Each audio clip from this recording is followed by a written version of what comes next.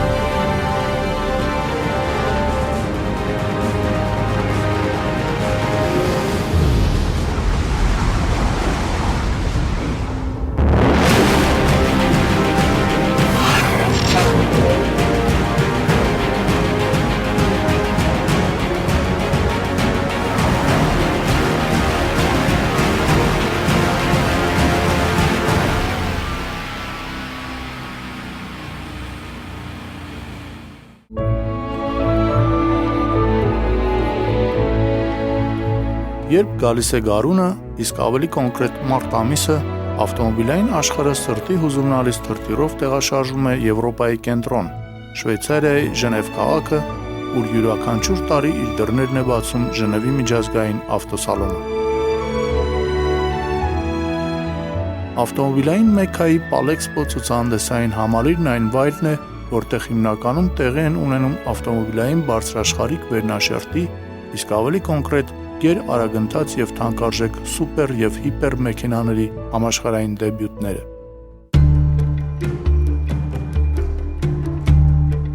Ամենաբաղձալի Ֆերարիները, Պագանիները, Բուգատիներն ու Լամբորգինիներն այստեղ խաղաղ գոյակցում են կողք կողքի,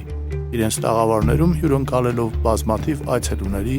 պոտենցիալ գնորդների, ժուրնալիստների եւ պարզապես հետաքրքրասերների։ Մի տանիքի տակ իրար հարևանությամբ ցուցադրվող թանկարժեք մեքենաների այսպիսի առատություն ոչ միտեղ չես գտնի։ Բոլոր այդ մակնիշների ներկայացուցիչները միմյանց նկատմամբ ընդգծված հարգալից են, հատկապես երբ խոսք է գնում հարևան մակնիշի մասին, սակայն իմանալով նրանց միջև եղած սուր մրցակցության մասին, հասկանում ես, որ նրբորեն քողարկված հարգալից դիմակի տակ թաքնված են անզիջում հակառակորդներ, որոնց ողջ եռանդն ու հնարավորությունները ուղղված են մեկ նպատակի՝ ստեղծել ավելի կատարյալ մեքենա, քան մրցակիցը։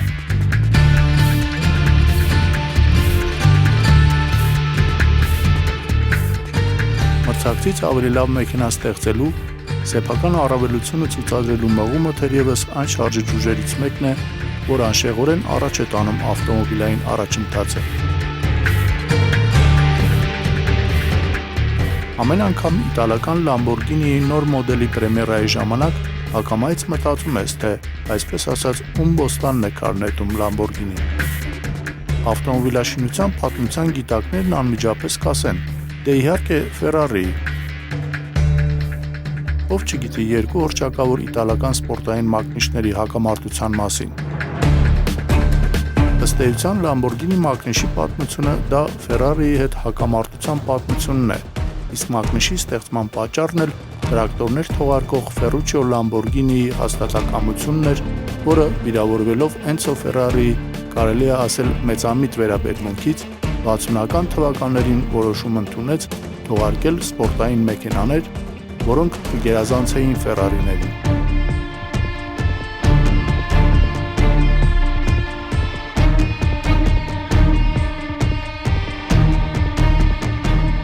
Գերազանցում են արդյոք Lamborghini-ի մեքենաները Ferrari-ներին, թերևս հռետորական հարց է, որը միանշանակ պատասխան չունի, սակայն մարդկային հույզերը, տվյալ դեպքում պարզ վիրավորվածությունը,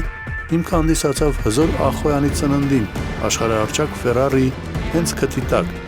Սանտ Ագատա Բոլոնեզե ավանում, որն ընդամենը մի քանի կիլոմետր է հեռու Ferrari-ի Maranello-ում գտնվող գործարանից։ Եվ հիմա նոր դրոշակակիր ավենտադորի ներկայացման ժամանակ որևէ մեկը չի էլ փորձում հիշել տրակտորների երբեմնի արտադրության մասին, իսկ Lamborghini-ն էլ ընկալվում է որպես Ferrari-ին արժանի մրցակից։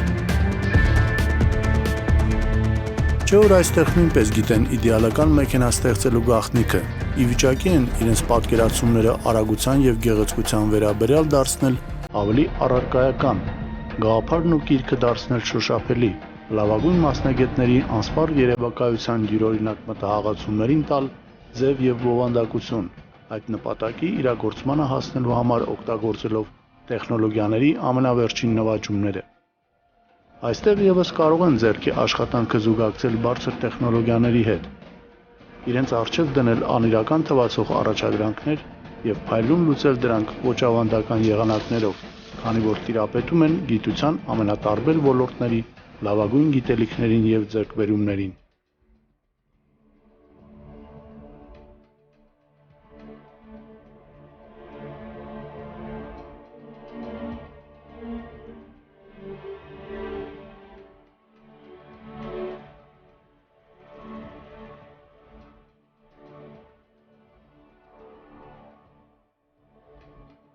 Անցյալի գիրկն են անցել իտալական մեքենաների հուսալիության վերաբերյալ պնդումները։ Այժմ այստեղ որակական հեղափոխություն է տեղի ունեցել, քանի որ իտալական ստեղծագործ հնարամտությանն ավելացել է գերմանական որակն ու ճշտապահությունը, իդեմս Volkswagen Group-ի կազմում գտնվող Audi-ի, որն էլ այսօր ղեկավարում է Lamborghini ընկերությանը։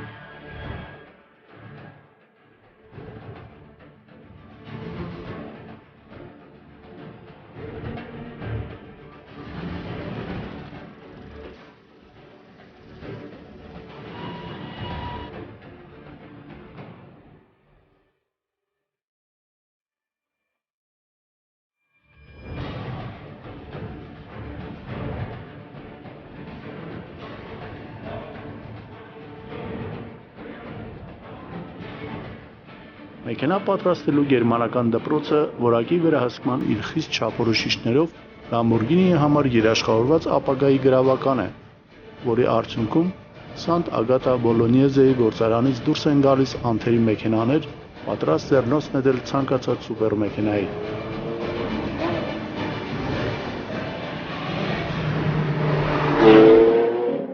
Ահա թե ինչ է իրենից ներկայացնում նոր դրոշակակիր ավենտադորը։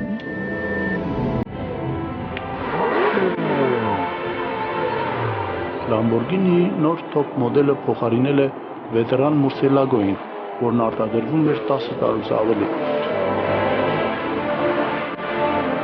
Ինչպես միշտ Lamborghini-ի մոդելների անվանումներն առնչություն ունեն իսպանական ցլամարտի հետ, քանի որ ընկերության հիմնադիր Ferruccio Lamborghini-ն կորիդայի մոլի երկրպագու էր։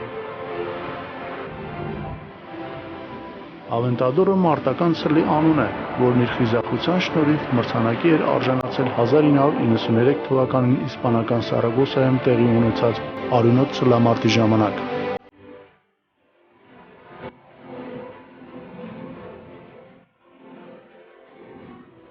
Նոր դրոշակակիր Lamborghini-ի պաշտոնական լրիվ անվանումն է Aventador LP 700X4։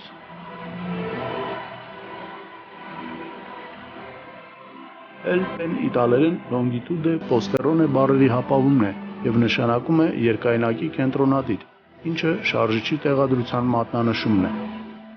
700-ը 6,5 լիտր աշխատանքային ծավալով 12 մխոցային շարժիչի հզորությունն է, իսկ 4-ը հուշում է, որ մեր առջև 4 տանողանիվներով մեքենա է։ Ուրիշ էլ ինչ պետք էր սպասել 4 տանողանիվներով Quattro համակարգի հեղինակ Audi ընկերության ենթակայից։